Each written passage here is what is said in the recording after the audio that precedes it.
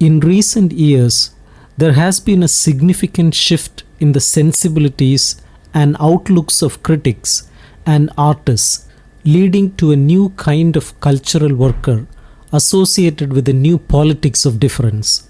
This new form of intellectual consciousness aims to undermine prevailing disciplinary divisions of labor in the academy, museum, mass media, and gallery networks while preserving modes of critique within the ubiquitous commodification of culture in the global village. Distinctive features of this new cultural politics of difference include trashing the monolithic and homogeneous in the name of diversity, rejecting the abstract, general, and universal in light of the concrete, specific, and particular, and historicizing and contextualizing and by highlighting the contingent, provisional, variable, tentative, shifting, and changing. The new cultural politics of difference is not simply oppositional or transgressive, but rather distinct articulations of talented contributors to culture who desire to align themselves with demoralized, demobilized, depoliticized, and disorganized people to empower and enable social action, and if possible, enlist collective insurgency for the expansion of freedom, democracy, and individuality. However, this perspective puts them in an inescapable double bind. While connecting their activities to the fundamental structural overhaul of these institutions, they often remain financially dependent on them. The new cultural politics of difference faces three basic challenges: intellectual, existential, and political. The intellectual challenge is how to think about representational practices in terms of history, culture, and society. An adequate answer to this question can only be attempted after coming to terms with the insights and blindness of earlier attempts to grapple with the question in light of the evolving crisis in different histories, cultures, and societies.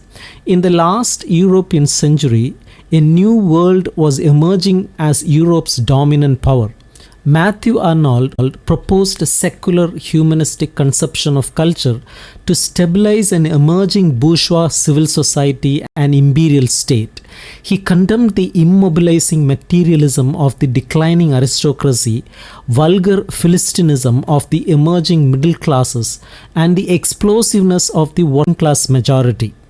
The United States emerged as the world power, unprepared for this role. Assimilated Jewish Americans entered higher cultural apparatuses such as academia, museums, galleries, and mass media, initiating the slow undoing of cultural and homogeneity. Trilling's essay on the teaching of modern literature questions whether the study of literature is any longer a suitable means for developing a refining intelligence. The decolonization of the Third World is another historical coordinate of the genealogy.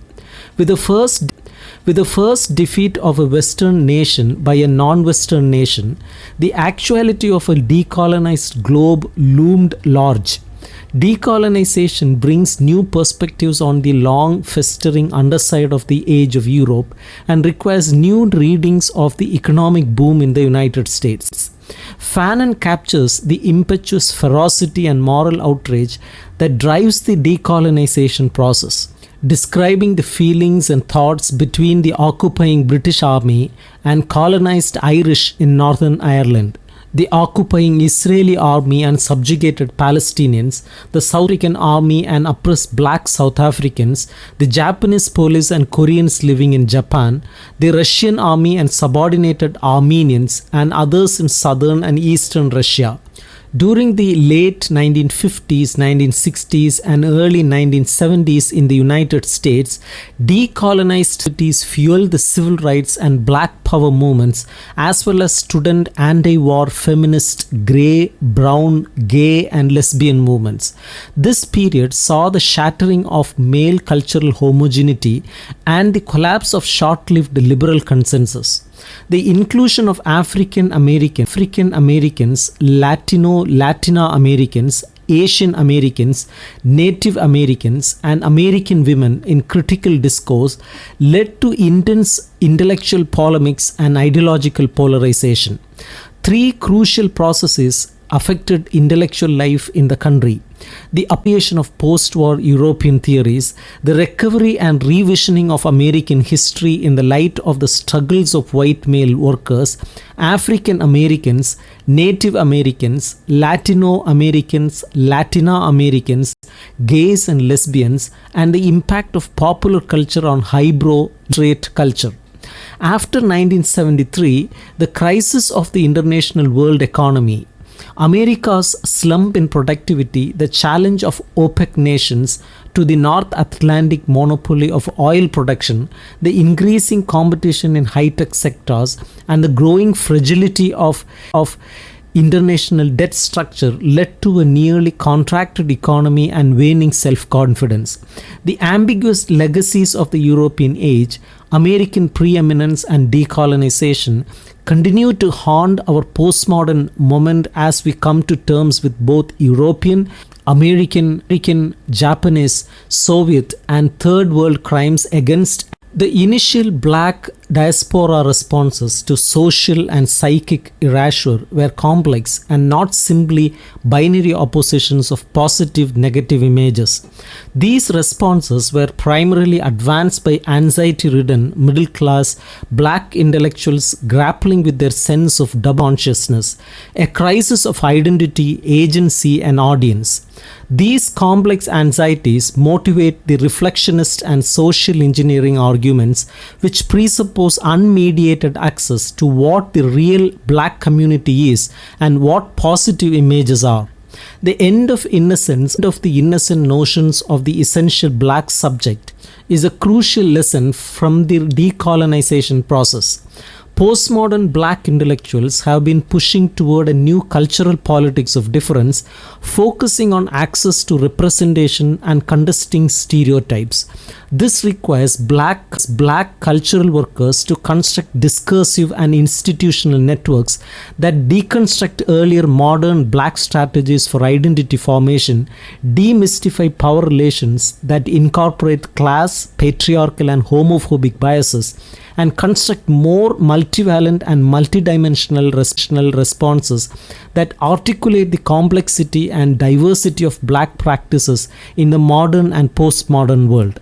Black cultural workers must also investigate and interrogate the other condition of blackness, whiteness itself, as the binary oppositional logic of images of blackness cannot be deconstructed without extending it to the contrary condition of blackness, whiteness itself.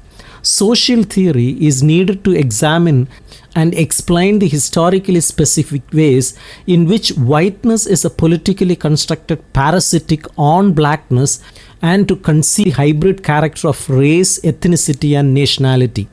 Demystification is a critical approach that promotes the new cultural politics of difference, focusing on social cultural analysis of various factors such as empire, exterminism, class, race, gender, nature, age, sexual orientation, nation, and region.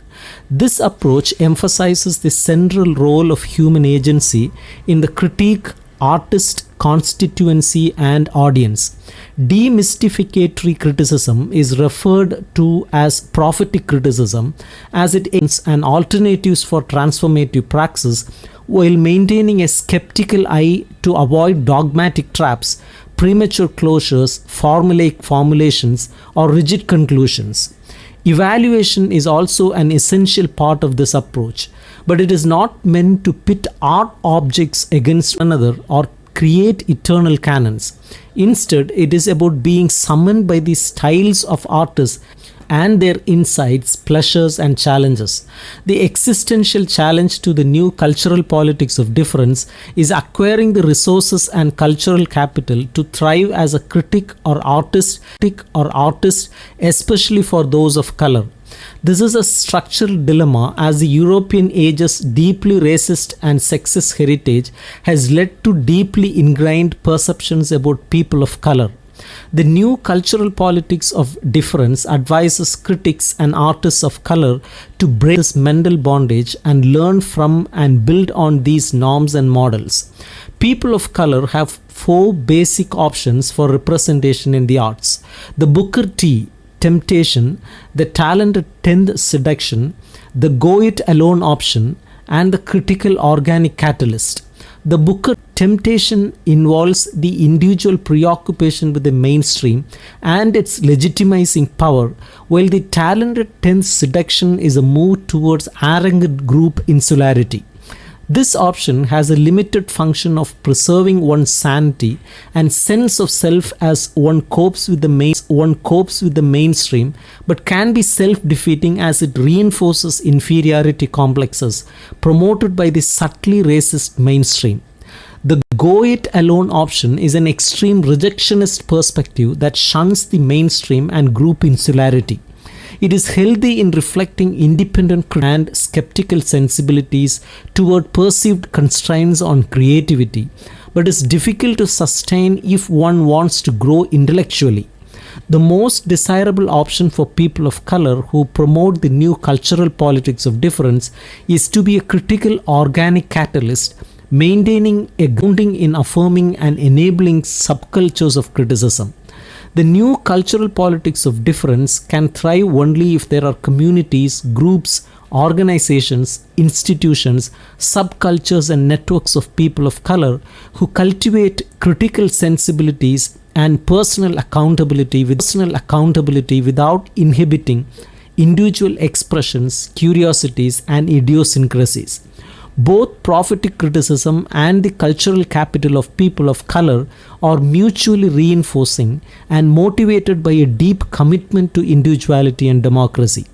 The political challenge of color is to forge solid and reliable alliances of people of color and white progressives guided by a moral and political vision of greater democracy and individual freedom in communities, states, and transnational